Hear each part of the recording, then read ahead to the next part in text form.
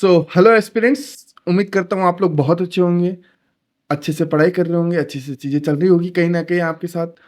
यहाँ पे आज हम डे 1 ऑफ द लेक्चर शुरू करने वाले हैं, व्हाट इज़ एथिक्स? आखिर एथिक्स होता क्या है? किस तरीके से एथिक्स हमें हमारी लाइफ में आज के समय में चीज़ों में मदद करता है कहीं न कहीं, राइट? इसे समझने की कोशिश करेंगे।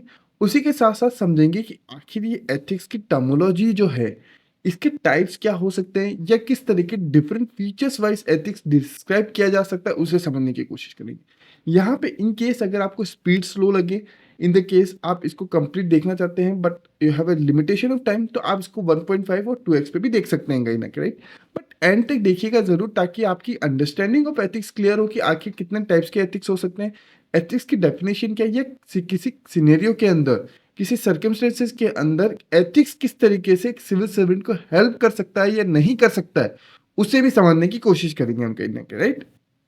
अब यहाँ पे हम शुरू करने से पहले एक छोटे से कोट से शुरू करते हैं। The future belongs to those who believe in the beauty of their dreams. Quote दिया गया है एलिनर रूसवेल्ट के द्वारा। The future belongs to those, मतलब फ्यूचर किसको बिलोंग करता है?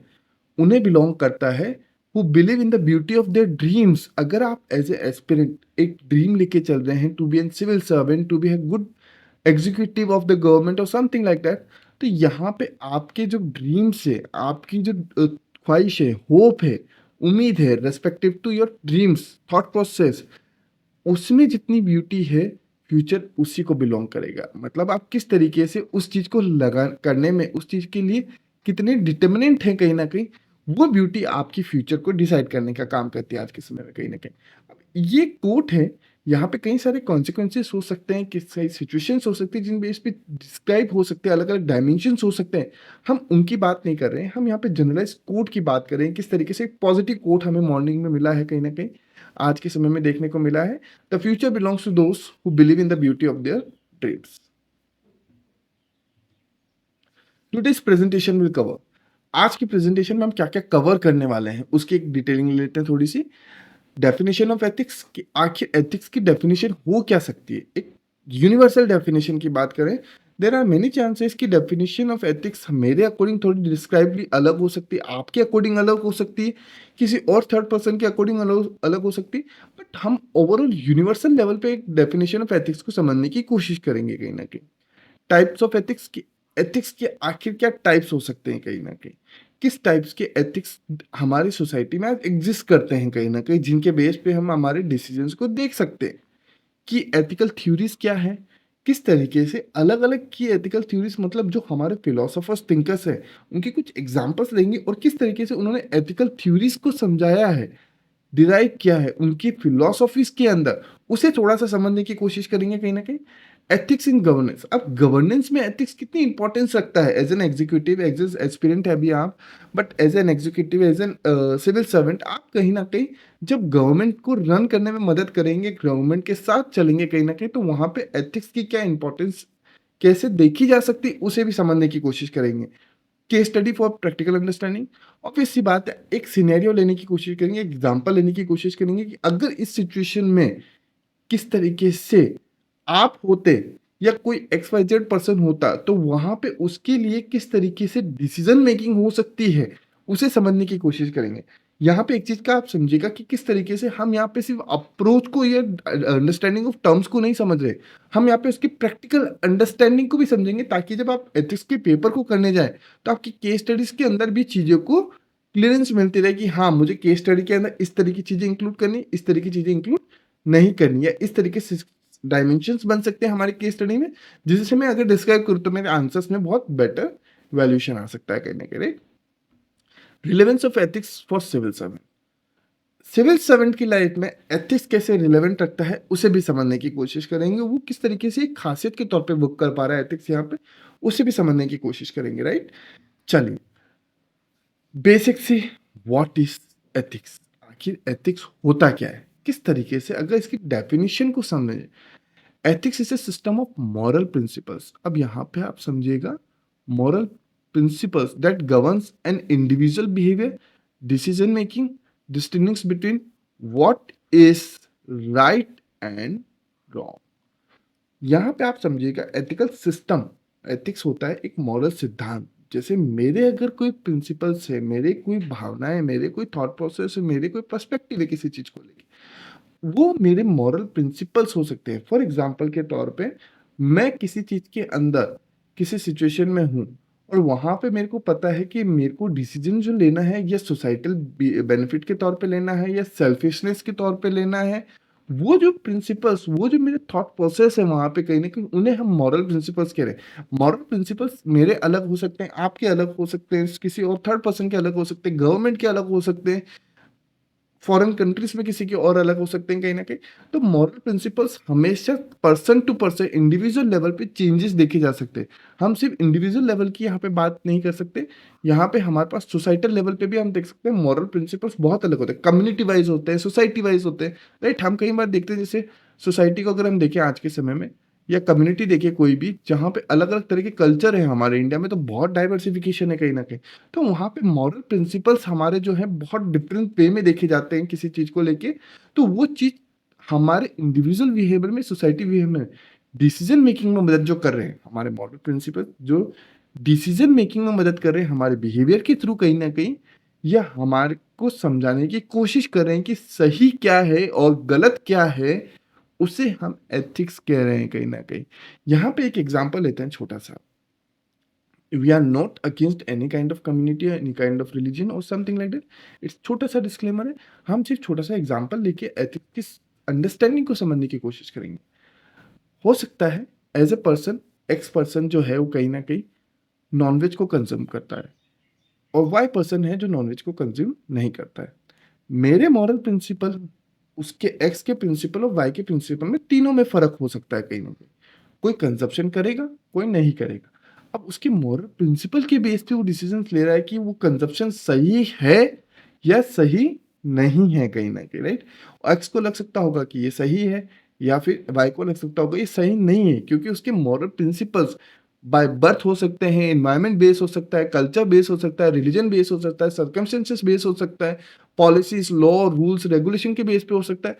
इन सब बेस पे जब उसकी डिसीजन मेकिंग हो रही है कि क्या चीज़ सही है, क्या चीज़ गलत है, तो उसे हम यहाँ पे एथिक्स कह रहे हैं कहीं न कहीं। होपफुली आपको क्लियर हो रहा होगा कि एथिक्स की डेफिनिशन आखिर क्या हो सकती है कहीं न कहीं। Etymology derived from the Greek word Athos, meaning character and custom. हमारे यहाँ पे एथिक्स का जो टर्म है, हिंदी में इसको नैतिकता जो हम बोलते हैं वो अलग है, बट एथिक्स जो टर्म निकल के आया है कहीं न कहीं, वो ग्रीक वर्ड से निकल के आया, इथोस से कहीं न कहीं, जिसका मतलब होता है किसी चीज़ का कैरेक्टर या किसी कस्टम के बारे में बात करना कहीं न कहीं, राइट? तो उसकी यहाँ पे बात करें। अब यहाँ पे 3 टर्मिनोलॉजीज़ आ रही है। हम इनकी डिटेलिंग में कैसे डिफरेंशिएशन होते हैं उसे भी समझने की कोशिश करेंगे, बट हम इन टर्मिनोलॉजीज़ को ले रहे हैं ताकि basic understanding of what is ethics को थोड़ा-सा हम क्लियर कर पाएँ कहीं न कहीं, right? Ethics guided by social professional norms. Obvious सी बात है, एथिक्स गाइडेड होता है इंडिविजुअल, मेरे डिसीजन सोसाइटल बेस पे भी डिफरेंट डिपेंड कर सकते हैं कहीं ना कहीं। प्रोफेशनल ऑर्गेनाइजेशन में है, प्राइवेट कंपनीज में, वहाँ पे भी किस तरीके से देखे जा सकते हैं। अब जैसे हो सकता है कि आप एज एस्पिरेंट है, फ्यूचर में आप सिविल सर्वेंट बनते हैं कहीं ना कहीं, राइट? सिविल सर्वेंट के कोड ऑफ कंडक्ट होते हैं। कोड ऑफ कंडक्ट मतलब होता है किस तरीके से आपकी ड्यूटी करने के जो तरीके हैं, उनमें कुछ रूल्स रेगुलेशन है कहीं ना कहीं, वो आपको गाइड करते हैं कि आपको किस तरीके से डिसीजन लेने चाहिए या किस तरीके से डिसीजन नहीं लेने हैं कहीं न कहीं, राइट? तो वो हमें बताता है कि किस तरीके से एथिक्स आखिर हो क्या सकता है। बट यहीं पे मॉरलिटी एक अलग है, based on personal beliefs and values. Morality हर पर्सन टू पर्सन डिफरेंशिएट करेगी। एथिक्स हो सकता है सोसाइटल लेवल पे, प्रोफेशनल लेवल पे, ऑर्गेनाइजेशन लेवल पे, प्राइवेट लेवल में, सब में डिपेंडेंसी रखता हो। मॉरलिटी सिर्फ और सिर्फ इंडिविजुअल लेवल पे डिपेंडेंसी रखती है। मोस्टली ये देखिएगा, हम किस तरीके से हमारे जो इंडिविजुअल पर्सपेक्टिव है, पर्सनल जो बिलीफ है, उन बेसिस पे हम डिसीजंस लेते हैं आज के समय में। हमारे डिसीजंस हमारे खुद के थॉट प्रोसेस, हमारे बिहेवियर, हमारे काम करने के तरीके, उन सब पे डिपेंड करता है कहीं न कहीं। तो आप खुद सोच के देखिए कि मॉरलिटी थोड़ा-सा डिफरेंशिएट हुआ है एथिक्स से कहीं न कहीं, राइट? लॉ क्या होता है? लॉ तो टोटली डिफरेंशिएट हो गया कहीं न कहीं। A legal framework for enforcing behavioural standards, example prevention of corruption and act. अब यहाँ पे लॉ क्या कहलाया है? लॉ वो चीज होती है जहां पे हम लीगल फ्रेमवर्क की बात कर रहे हैं। लीगल फ्रेमवर्क मतलब जहां पे कॉन्स्टिट्यूशन या हमारे जो संविधान है उसके बेस पे हमने कुछ रूल्स रेगुलेशन बना रखे हैं कहीं ना कहीं। जो रूल्स एंड रेगुलेशन एक बेसिक स्टैंडर्ड हैं, किसी भी लिविंग ऑफ स्टैंडर्ड या किसी भी कंट्री के अंदर देखे जा सकते हैं। किसी इंडिविजुअल की लाइफ में भी हो सकते हैं, किसी प्रोफेशनल लाइफ में भी हो सकते हैं, किसी सोशल लाइफ में भी हो सकते हैं, कम्युनिटी वाइज भी हो सकते हैं, कल्चरल वाइज भी हो सकते हैं, रिलीजन वाइज भी हो सकते हैं, सब तरीके से हो सकते हैं। लेकिन हमारा एक लीगल फ्रेम भी जो सबको फॉलो करना है, एक सब बेसिक स्टैंडर्ड सबको माननीय करना है, सबको उसको इम्प्लीमेंट करना है अपने लाइफ के अंदर to work according to that law, rules regulation. तो उसे हम यहाँ पे क्या कह रहे हैं, लॉ, राइट। जैसे कि एग्जांपल प्रिवेंशन ऑफ करप्शन है, किस तरीके से करप्शन किसी को नहीं करना है, ये बेसिक लॉ है पूरी की पूरी सोसाइटी के लिए। इंडिविजुअल लेवल पे भी यहाँ पे हम बात कर सकते हैं, सोसाइटल लेवल पे भी बात कर सकते हैं, लेकिन मेनली यहाँ पे सोसाइटल लेवल के लिए एक स्टैंडर्ड सेट है। इंडिविजुअल लेवल पे हो सकता है थोड़े से डिफ्रेंशिएट कर जाए, बट सोसाइटी के साथ आपको इंडिविजुअल पर्सपेक्टिव को भी मैच करना होगा कहीं ना कहीं, राइट। तो इस चीज़ की हम बात करें, अब यहाँ पे थोड़ा सा हमें क्लियर हो रहा होगा कि किस तरीके से एथिक्स की डेफिनेशन आखिर क्या हो सकती है कहीं ना कहीं, राइट। चलिए नेक्स्ट आता है टाइप्स ऑफ एथिक्स। एथिक्स के हमारे पास 4 टाइप्स देखे गए हैं कहीं ना कहीं। ये टाइप्स को समझना इसलिए ज़रूरी है क्योंकि हमारे पास कई बार एथिक्स की जो क्वेश्चंस होते हैं, direct conception concept, direct conceptual question जो होते हैं पार्ट ए के अंदर जो आते हैं कहीं ना कहीं, जो 10-10 मार्क के होते हैं, उसके अंदर इसकी इन्वॉल्वमेंट थोड़ी सी टर्मोलॉजीज को इंक्लूड करती है कहीं ना केस स्टडीज के अंदर भी इंक्लूड करती है, बट कॉन्सेप्चुअल क्लियरिंग के अंदर ये कॉन्सेप्ट, ये टर्मोलॉजीज थोड़ी सी वहां पे पूछी जा सकती है, right. Normative ethics, what should be done, prescribes moral standards. Normative ethics क्या होता है, किस तरीके से हमें क्या करना चाहिए, क्या करना है, उसकी बात करता है हमेशा नॉर्मेटिव एथिक्स। या किस तरीके से हमें किसी सिचुएशन में कैसे रिएक्ट करना है ताकि सही और गलत में डिफरेंशिएशन क्लियर हो पाए, उसे हम नॉर्मेटिव एथिक्स कह रहे हैं। Descriptive ethics, how do people behave. Describe normative हो सकता है इंडिविजुअल लेवल पे भी हो, डिस्क्रिप्टिव एथिक्स थोड़ा सा सोसाइटल लेवल पे, सोसाइटी के स्टैंडर्ड्स लेवल पे डिपेंडेंसी रखता है कहीं ना कहीं। How do people should behave, studies real world moral behaviour, societal level पे थोड़ा सा यहाँ पे एंगेज हो रहा है कहीं ना कहीं, right. Meta ethics, what does right mean. अगर हम देखें मेटा एथिक्स सबसे इंपॉर्टेंट रखता है आज के समय में, क्यों, क्या सही है और क्या गलत है, उसके अंदर सही की जो डेफिनेशन है उससे क्लियरेंस करने की कोशिश करता है। Philosophical studies of moral concept, जो फिलोसॉफिकल थ्योरीज दी गई हैं फिलोसोफर्स के द्वारा, स्कॉलर्स के द्वारा, उनकी अंडरस्टैंडिंग को समझाने की कोशिश करता है कि उनके अकॉर्डिंग राइट की डेफिनेशन आखिर क्या हो सकती है कहीं ना कहीं, right. Applied ethics, ethics in practice, ethical dilemma in governance, medicine, business etcetera. Applied ethics जो है वो किस तरीके से एथिक्स को प्रैक्टिस में ले रहे हैं उसकी बात कर रहा है। हम किस तरीके से जो एथिक्स चल रहा है, सही और गलत के स्टैंडर्ड मॉरल प्रिंसिपल जो चल रहे हैं, उसको प्रैक्टिकल लाइफ में गवर्नेंस के अंदर हो गई, प्राइवेट ऑर्गेनाइजेशन में हो गई, जहाँ पे बिजनेसेस चल रहे हैं, मेडिसिन हो रही हैं, टेक्नोलॉजी को लेके हो सकता है, उन सब के अंदर जो एथिक्स को इंक्लूड किया जाएगा प्रैक्टिकल अप्रोच की समझने के लिए, तो वहां पे हम अप्लाइड एथिक्स की बात करते हैं। अब आपकी अप्लाइड एथिक्स जो है, ये बेसिक कॉन्सेप्ट जो है वो चेक किया जाता है आपकी केस स्टडीज के द्वारा। किस तरीके से केस स्टडीज में आपको एक सिचुएशन दी जाती है, वहां पे आपके अप्लाइड एथिक्स किस तरीके से आप रिएक्ट करेंगे सही और गलत में डिफरेंशिएट करते हुए, और पॉजिटिव डायरेक्शन की तरफ आप रिएक्ट करेंगे, वहां पे आपकी एक अप्लाइड एथिक्स की बात की जाएगी कहीं ना कहीं, राइट। चलिए, ये टाइप्स ऑफ एथिक्स से थोड़ा सा आपको क्लियर हो रहा होगा किस तरीके से टर्मिनोलॉजी से यहाँ पे कहीं ना कहीं कि एथिकल थ्योरीज, आखिर एथिकल थ्योरीज सबसे फिलोसोफर्स ने किस तरीके से दी है, उनकी हम बात करेंगे। देर आर मैनी फिलोसोफर्स, हम यहाँ पे ये नहीं बोल रहे कि बहुत लिमिटेड फिलोसोफर्स हैं, बहुत कम लोगों ने ही एथिक्स की फिलोसफीज दी है जो सही मानी जाएगी, बाकी सब गलत मानी जाएगी, ऐसा नहीं है। देर आर मैनी फिलोसफीज जो एथिकल थ्योरीज जो दी गई हैं बड़े बड़े फिलोसोफर स्कॉलर्स के द्वारा, उनमें से कुछ हम यहाँ पे एग्जाम्पल के तौर पे ले रहे हैं कहीं ना कहीं। डियोंटोलॉजिकल एथिक्स कैंट के द्वारा किया है। ड्यूटी बेस्ड एथिक्स, मतलब आप किस तरीके से, honesty is always right no matter the outcome.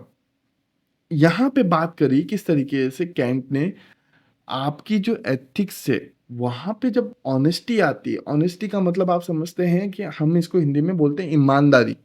हम किस तरीके से किसी सिचुएशन में कितने ईमानदार हैं, जो मॉरल स्टैंडर्ड्स है, मॉरल प्रिंसिपल्स है, उसके अंदर हम कितना पर्सपेक्टिवली ईमानदार होकर चीज़ों को कर रहे हैं, हमारे काम को कहीं ना कहीं।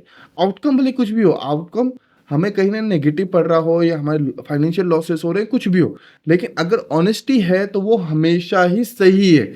हम इन सारे के सारे स्कॉलर्स को, इन सारे के सारे जो फिलोसोफर्स हैं, उनकी डिटेलिंग में चीज़ों को समझने की कोशिश करेंगे कि आखिर इन्होंने एथिक्स को किस तरीके से डिराइव किया। लेकिन हम कुछ एग्जांपल्स ले रहे हैं यहाँ पे कि किस तरीके से की एथिकल थ्योरीज क्या हो सकती है जो अलग अलग फिलोसोफर्स ने दी है कहीं ना कहीं। यूटिलियरिज्म, बिनेट, बेंथम एंड मिल ने दी है। Consequences based ethics, greatest good for the greatest number. हमें यहाँ पे कॉन्सिक्वेंसेस बेस्ड एथिक्स की बात करी गई है, मतलब किस तरीके से सिचुएशन बेस्ड एथिक्स की बात करी गई है, सर्कमस्टेंसेस बेस्ड एथिक्स की बात करी गई है, एनवायरमेंटल बेस्ड के एथिक्स की बात करी गई। किस तरीके से हम देख सकते हैं ये जो एथिक्स टर्मोलॉजीज हैं या फिर सही और गलत में जो डिफरेंस हमारे मॉरल प्रिंसिपल से, डिसीजन से कहीं ना कहीं वो कॉन्सिक्वेंसेस बेस हो सकते हैं। मतलब कि environmental base, factor affecting base, किस तरीके से हम किसी से इन्फ्लुएंस हो रहे हैं उस बेस पे हो सकते हैं कहीं ना कहीं। तो यहाँ पे उस चीज़ की थोड़ी सी बात करी गई। वर्च्यू एथिक्स सबसे इंपॉर्टेंट है, इस चीज़ को समझिएगा। एरिस्टोटल ने सबसे इंपॉर्टेंटली दिया था virtue ethics, character based ethics. A good civil servant must have integrity, compassion and accountability. Character based ethics सबसे इंपॉर्टेंट चीज को डिराइव करता है। क्यों? यहां पे हमारे एज ए सिविल सर्वेंट, हमने शुरुआत में देखा था हमारे पेपर में सिविल सर्वेंट के अंदर, सिविल सर्विसेज एग्जाम के अंदर किस तरीके से एथिक्स के पेपर को इंक्लूड किया गया और क्यों किया गया। पेपर को इंक्लूड करने का मेन मोटिव यही था कि जो ऑफिसर्स आए, एग्जीक्यूटिव आए कहीं ना कहीं, वो एक ऑनेस्ट पर्सन के तौर पे आए, एक इंटीग्रेटेड पर्सन आए, एक कंपेशन पर्सन, अकाउंटेबिलिटी लेने वाले, रिस्पॉन्सिबिलिटी लेने वाले, सही तरीके से पब्लिक के वेलफेयर को, गवर्नेंस की पॉलिसीज को सही से इंप्लीमेंट करने वाला है कहीं ना कहीं। तो वर्च्यू एथिक्स कहता है कि किस तरीके से जो पर्सन का कैरेक्टर है, एस्पिरेंट है आप आज के समय में और आने वाले समय में आप सिविल सर्वेंट बनेंगे, तो आपका कैरेक्टर ही सबसे इंपॉर्टेंट होता है। इस चीज को समझिएगा। आज के समय में सर्कमस्टेंसेस बेस्ड एथिक्स होते हैं, ड्यूटी बेस्ड एथिक्स होती है, वो शॉर्ट टर्म में डिफरेंशिएशन देखा जा सकता है, बट कैरेक्टर बेस्ड एथिक्स हमेशा आपके लॉन्ग लाइफ में आप किस तरीके के व्यक्तित्व के पर्सन हैं उसकी इंपॉर्टेंस को बताने की कोशिश करता है कहीं ना कहीं। राइट? आपको सोच के देखिए इस चीज को, किस तरीके से कि मैं किस कैरेक्टर का पर्सन हूं, किस तरीके के कैरेक्टर्स मेरे थॉट प्रोसेस में देखे जा सकते हैं, मतलब किस तरीके से मेरे थॉट प्रोसेस के थ्रू मेरे कैरेक्टर, मेरे बिहेवियर में वो चीज़ देखी जा रही है कहीं ना कहीं, तो उसे हम यहाँ पे कैरेक्टर बेस्ड एथिक्स कह रहे हैं। गांधीयन एथिक्स इंडिया में तो सबसे ज़्यादा चलने वाले पर्सन है कहीं ना कहीं। Truth, non violence, moral duty, in governance किस तरीके से होना चाहिए उसकी बात करने वाले पर्सन के अंदर, तो गांधीयन एथिक्स भी सबसे इंपॉर्टेंट फैक्टर के तौर पे यहाँ पे देखा जा सकता है, क्योंकि यही वो थॉट प्रोसेस थे जहाँ पे कहीं ना कहीं हमारे जो इंडिपेंडेंस है उसकी इंपॉर्टेंस को देखा गया है, उसकी इंपॉर्टेंस को इसके साथ रिलेट भी किया गया है कहीं ना कहीं। राइट? तो आपको सोच के देखिए आज के समय में ये जो कुछ फिलोसोफर्स हमने लिए एग्जाम, अब यहाँ पे ये सिर्फ इंडिविजुअल लेवल पे भी बात हो सकती है और सोसाइटल लेवल पे, मीन्स कल्चरल बेस पे भी हो सकती है। हो सकता है कि जैनिज्म की अपनी अलग फिलोसॉफीज है, जैसे नॉन वायलेंस। राइट? बुद्धिज्म की अपनी फिलोसॉफीज है।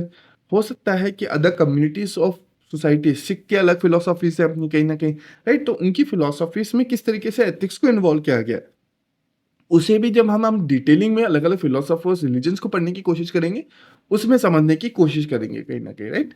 चलिए आगे बढ़े। एथिक्स इन गवर्नेंस की इंपॉर्टेंस क्या है, आखिर किस तरीके से एथिक्स जो है वो गवर्नेंस में इंपॉर्टेंट क्यों रखता है, ये चीज समझ में नहीं आई। हमें समझना है कि किस तरीके से अकाउंटेबिलिटी और ट्रांसपेरेंसी को बताने का काम करता है। एथिक्स सबसे इंपॉर्टेंटली क्या कर रहा है, आपके जो डिसीजन मेकिंग है, आपके जो मॉरल प्रिंसिपल्स हैं, वहाँ पे आपके जो डिसीजंस हैं सही और गलत को करने में कहीं न कहीं, वहाँ पे आपकी अकाउंटेबिलिटी और ट्रांसपेरेंसी को बताने का काम करता है कि आप जब एज़ अ सिविल सर्वेंट होंगे, वहाँ पे आपकी अकाउंटेबिलिटी और ट्रांसपेरेंसी कैसे prevents corruption, promote trust. Examples के तौर पे ये चीज़ का आप जब करते हैं, तब आपकी अकाउंटेबिलिटी और ट्रांसपेरेंसी देखी जा सकती है। आप जब इंटीग्रिटी कैसे देखी जा सकती है आपकी, essential for impartial and just administration. किस तरीके से हम इम्पार्शियल होके सिर्फ एडमिनिस्ट्रेशन की जो मोरल ड्यूटी बनती है कहीं न कहीं, उसके तहत हम सोसाइटी के वेलफेयर के लिए ही काम करें, सेल्फिश होके काम नहीं करें, right? Impartiality, non partnership, ensure fairness and decision making. Obvious सी बात है, एज़ ए सिविल सर्वेंट आप जब कहीं न कहीं एग्ज़ीक्यूटिव होंगे, गवर्नमेंट एग्ज़ीक्यूटिव, गवर्नमेंट एडमिनिस्ट्रेशन में बैठे होंगे कहीं न कहीं, तो वहाँ पे आपके पास कई सारे ऐसे ऑफ़र्स आते हैं जहाँ पे आपको पार्टनरशिप्स हो सकती हैं, कहीं पे आपको एक सेटलमेंट ऑफ तौर पे कई सारे ब्राइबरीज़ मिल सकती हैं, कहीं न कहीं कुछ ना कुछ तरीके। तो वहाँ पे आप किस तरीके से फेयर डिसीज़न ले रहे हैं, सेल्फ को दूर रखते हुए, इंडिविजुअल लेवल को दूर रखते हुए, क्योंकि आप एज़ एस्पिरेंट जब सिविल सर्वेंट बन चुके हैं, तो कहीं न कहीं आपके डिसीज़न्स मेकिंग में सिर्फ़ और सिर्फ़ पब्लिक वेलफेयर के लिए, पब्लिक सोसाइटी वेलफेयर के लिए ही वर्क होना चाहिए, इंडिविजुअल बेनिफिट्स के लिए वर्क नहीं होता है कहीं न कहीं, right? Compassion and empathy helps in people centric policy making. किस तरीके से पीपल जो हैं, उनको लेके उनकी जो ध्यान में रखते हुए ही पॉलिसीज को बनाना कहीं ना कहीं उनके लिए कितनी आपकी सिंपैथी एम्पैथी है। अगर ऑब्वियसली बात मेरी आज के समय में अगर आपके प्रति सिंपैथी या एम्पैथी नहीं हुई कि किस तरीके से मेरे को डेडिकेटली आपको ध्यान में रखते हुए ही कंटेंट को डेवलप करना है, तो क्या आप उस कंटेंट को क्लियरली देख पाएंगे, समझ पाएंगे कहीं ना कहीं। तो यहाँ पे कंपेशन एंड एम्पैथी होना बहुत जरूरी है कहीं ना कहीं civil service. Professionalism maintains the high standard in public service. Obviously बात है, एक कोड ऑफ हायर स्टैंडर्ड्स को सेट करना भी एक सिविल सर्वेंट की ड्यूटी है कि हाँ आप इस लेवल तक, इस स्टैंडर्ड तक कहीं ना कहीं क्या कर सकते हैं, वर्क ऑन कर सकते हैं कहीं ना कहीं, राइट। तो होपफुली आपको क्लियर हो रहा होगा कि गवर्नेंस में आखिर एथिक्स की इंपॉर्टेंस कहाँ देखी जा सकती है। ये कुछ एग्जांपल्स हैं, हम सिर्फ एथिक्स की डेफिनेशन को समझ रहे हैं यहाँ पे, हम सिर्फ एथिक्स की टर्मिनोलॉजीज को समझने की कोशिश करें कि एथिक्स आखिर कहाँ कहाँ इन्वॉल्व होता है एज ए सिविल सर्वेंट के तौर पे। There are many examples, case studies आएंगे आगे जहां पे हम एथिक्स को और बेटरली अंडरस्टैंड करने की भी कोशिश करेंगे, राइट। चलिए केस स्टडी लेते हैं, एक छोटी सी केस स्टडीज के थ्रू समझते हैं। एक सिचुएशन है, अब एक टर्म आ रही है यहाँ पे, डायलमा। डायलमा का मतलब क्या होता है, इसे समझने की कोशिश करेगा। किस तरीके से आज के समय में आपको किसी चीज के अंदर कंफ्यूजन है कि आपको क्या चीज लेनी है, क्या नहीं लेनी है। फॉर एग्जाम्पल के तौर पे आपके पास 10 रुपए है, अब 10 रुपए से या तो आप आइसक्रीम ले सकते हैं या चॉकलेट ले सकते हैं कहीं ना कहीं, राइट। तो वहां पे कंफ्यूजन है कि आपको किस डायरेक्शन में किस तरफ जाना है। दोनों ही आपकी इच्छा है, दोनों ही सही हो सकते हैं, लेकिन आपको किसको प्रायोरिटी में चूज करना है, किसको सेकेंडरी रखना है, वो मैटर करता है सबसे इंपॉर्टेंटली कहीं ना कहीं। अब एक सिनेरियो देखते हैं। You are a district magistrate overseeing disaster relief in flood area. आपके एरिया में आप डिस्ट्रिक्ट मजिस्ट्रेट हैं, वहां पे एक फ्लड आ गया कहीं ना कहीं, तो वहां पे आप डिजास्टर रिलीफ के अंदर जाते हैं टीम लीड करने। रिसोर्सेज आर लिमिटेड, मतलब आपके पास लिमिटेड रिसोर्सेज, बोट्स लिमिटेड हो सकती है, या फिर आपके पास आपके जो पब ह्यूमन रिसोर्स है वो बहुत लिमिटेड हो सकते हैं। प्रोफेशनल जो ट्रेन एग्जीक्यूटिव हैं, जो स्किल्स लेबर्स हैं वो कम हो सकते हैं, फाइनेंशियल रिसोर्सेज कम हो सकते हैं, फूड सिक्योरिटी कम होगी कहीं ना कहीं। तो ये सब एग्जांपल्स हैं, कहीं ना कहीं resources are limited, two villages need urgent help. अब यहाँ पे आपको दो गांव की अर्जेंट हेल्प करने की रिक्वायरमेंट आ रही है कहीं ना कहीं, right. Village A has 5,000 people but is politically influential. मतलब किस तरीके से विलेज ए जो है 5,000 लोग रहते हैं, लेकिन पॉलिटिकली इन्फ्लुएंशियल लोग हैं कहीं ना कहीं, पावरफुल कैंडिडेट्स हैं वहां पे कहीं ना कहीं, जो पावर ऑफ अप्रोच रखते हैं किसी भी चीज को करने में कहीं ना कहीं। Village B has 10,000 people but lack political connections. वहां पे ऐसे कोई कनेक्शन नहीं है, पावरफुल कैंडिडेट्स, बट वहां पे quantity of people, generalise public जो है वो बहुत ज्यादा है कहीं ना कहीं, राइट। तो you receive a call from a senior politician pressuring you to send a relief to a first village. अब यहाँ पे ये सिचुएशन है, किस तरीके से 5,000 जहाँ पे पॉलिटिकल इन्फ्लुएंशियल है, पावर रखने वाले कैंडिडेट्स हैं कहीं ना कहीं, तो वहाँ पे हो सकता है कि 10,000 जहाँ पे विलेज भी है वहाँ पे कम लोग हैं कहीं ना कहीं, वहाँ पे मतलब सॉरी जने ज़्यादा हैं बट वहाँ पे पॉलिटिकल कनेक्शंस नहीं है। अब सीनियर पॉलिटिशियन का फ़ोन आता है आपके पास कि आपको विलेज ए में ही जाना है जहाँ पे उनके पॉलिटिकल कनेक्शंस है कहीं ना कहीं, वहाँ पे पॉलिटिकल इन्फ्लुएंशियल है कहीं ना कहीं। तो यहाँ पे आपके अंदर कंफ्यूजन हो सकता है आप किस तरफ चूज करें, क्योंकि वहां पे आपके 5,000 लोग है, प्रेशर है, समझ में आ गया। लेकिन आपके पास प्लान विलेज बी में क्या है, 10,000 पीपल है, जो क्वांटिटी वाइज देखा जाए तो विलेज ए से ज्यादा है कहीं ना कहीं। एथिकल डायनामिक्स क्या है, should you follow political pressure और prioritize greater good. Greater good मतलब या तो 10,000 लोगों को बचाएं या फिर 5,000 के हिसाब से पॉलिटिकल जो इन्फ्लुएंसर आ रहा है, प्रेशर आ रहा है, उसके अकॉर्डिंग चलें। क्या कर सकते हैं आप? Please write down in comment box कि आपके यहाँ पे क्या सजेशन हो सकते हैं। हो सकता है वहाँ पे आपके सजेशन पढ़ के दूसरों को भी एक मोटिवेशन मिले, कहीं न कहीं एक होप मिले कि हाँ, इस तरह की चीज़ें भी हो सकती है कहीं न कहीं। How do impartiality, justice and accountability apply here? आप किस तरीके से इम्पार्शियल होके डिसीज़न लेंगे? न्याय के तौर पे डिसीज़न सबके लिए आप अन्याय नहीं कर सकते, मतलब 4 को आपने न्याय दे दिया लेकिन बाकी को छोड़ दिया कहीं न कहीं। आपकी अकाउंटेबिलिटी मतलब आपने जो डिसीज़न लिया उसको लेके आप कितने तत्पर हैं, रिस्पॉन्सिबल हैं, उसकी बात कर रहे हैं कहीं न कहीं। What ethical theory supports your decision? अब यहाँ पे आपके डिसीजन किस तरीके से हो सकते हैं, उससे आप कमेंट बॉक्स में ज़रूर लिखिएगा ताकि हमें पता रहे कि किस तरीके से ethical theory supports your decision हो सकती है कहीं न कहीं, राइट? प्रोबेबली एथिकल रिस्पॉन्सेस, अब यहाँ पे रिस्पॉन्सेस क्या हो सकते हैं? Utilitarian approach, save maximum life first village भी हो सकता है, क्योंकि हमने यहाँ पे पढ़ा था क्लियरली किस तरीके से यूटिलिटेरियन में क्या हो रहा है। हम देखते थे greatest good for greatest number, number जहाँ पे है वहाँ पे आप उसको बताने की कोशिश करें कहीं ना कहीं। Deontological approach, uphold duty, ignore political pressure. आप अपनी ड्यूटी के अकॉर्डिंग ही चीज़ों को मैनेज करते हुए वर्क करें, पॉलिटिकल प्रेशर को सबको इग्नोर कर दें कहीं न कहीं, राइट? तो उस चीज़ की हमने बात करी कि ड्यूटी बेस्ड एथिक्स होगा कहीं न कहीं, जहाँ पे आपकी जो कोड ऑफ कंडक्ट है, उसी को प्रायोरिटाइज़, उसी के अकॉर्डिंग वर्क कर रहे हैं कहीं न कहीं, ऑनेस्टी ला रहे हैं कहीं न कहीं, right? Virtue ethics, show courage, fairness, integrity in decision making. आप हो सकता है कि अपने वर्च्यू एथिक्स के थ्रू, वर्च्यू एथिक्स में भी हमने पढ़ा था, यही सबसे इंपॉर्टेंट है, कैरेक्टर बेस्ड, आपकी कैरेक्टर के बेस पे आप डिसीजंस लें कहीं न कहीं, जहाँ पे आप करेज दिखाएँ कुछ, फेयरनेस तरीके से डिसीजन लें, इंटीग्रिटी को शो करें, मतलब ईमानदार रह के भी सबको समान रूप से लेते हुए वर्क करें कहीं न कहीं। अब आप खुद सोच के देखिए यहाँ पे आप किस तरह की अप्रोच को जनरेट कर सकते हैं। यहाँ पे एथिक्स के पेपर में इस तरह की टर्मिनोलॉजीज़ को ही पूछा जाता है, इस तरह की अंडरस्टैंडिंग, इस तरह की केस स्टडीज़ के द्वारा ही चीज़ों को आप किस तरीके से बैलेंस करते हुए न्यूट्रल आंसर्स देंगे, न्यूट्रल डिसीजन देंगे, उसकी बात की जाती है। यहाँ पे आप please write down in comment box कि आप किस तरीके डिसीजन लेंगे। वहाँ पे जो भी बेटर डिसीजंस होंगे, वहाँ पे और किस तरीके से इम्प्रोवाइज़ कर सकते हैं, हम वहाँ पे ज़रूर बात करेंगे। और इन द सेंस आपको लगता है कि आपको कुछ कन्फ्यूज़न्स या कुछ भी, तो आप हमारे टेलीग्राम और इंस्टाग्राम डायरेक्टली कनेक्ट कर सकते हैं कहीं न कहीं, राइट? चलिए, अब यहाँ पे 6th लास्ट पॉइंट आता है हमारा, why ethics is essential for civil servant. आखिर एथिक्स सिविल सर्वेंट के लिए इंपॉर्टेंस क्यों रखता है? हमने पहले पढ़ा था यहाँ पे गवर्नेंस के लिए, इस चीज़ को देखिएगा, एथिक्स गवर्नेंस के लिए इंपॉर्टेंट क्यों है? अब सिविल सर्वेंट के लिए एथिक्स इंपॉर्टेंट क्यों है? Prevents corruption, ensure political trust, public trust बनाता है कहीं न कहीं, पॉलिटिकल ट्रस्ट भी बनाता है, अगर आप करप्शन फ्री रहते हैं कहीं न कहीं, करप्शन कम करते हैं। एथिक्स अगर आप जानते हैं, समझते हैं कहीं न, तो आप करप्शन को वैसे ही कम कर देंगे। इंटीग्रेटेड पर्सन है तो करप्शन आप करेंगे ही नहीं। Ensure fair and just decision, help in unbiased policy implementation, unbiased होके कोई भी डिसीजन लेंगे कहीं न कहीं, बायस होके डिसीजंस नहीं लेंगे कहीं न कहीं। प्रमोट्स पब्लिक वेलफेयर, ऑब्वियस सी बात है, पब्लिक वेलफेयर को आप ज़्यादा से ज़्यादा सपोर्ट करने की कोशिश करेंगे कहीं न कहीं।